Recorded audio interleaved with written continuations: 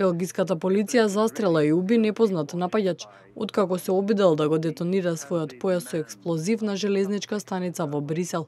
Белгиските медиуми пишуваат дека напаѓачот најпрво детонирал експлозивна направа, што предизвикала мала експлозија, при што безбедносните сили отвориле оган кон него и набрзо ситуацијата била ставена под контрола.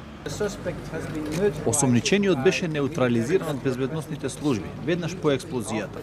Во нападот немаше други жртви и оваа случка третираме како терористички напад.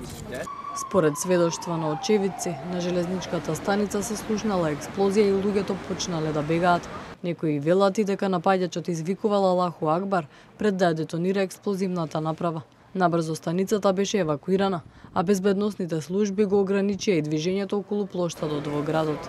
По сличен напад во март минатата година беа нападнати Бриселскиот аеродром и метро станица, а животот го загубија 32 лица.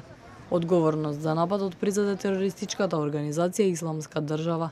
Истата терористичка мрежа која стоеше зад нападот во Брисел беше одговорна и за координираните напади во Париз од ноември 2015 година, кога загинаа 130 луѓе.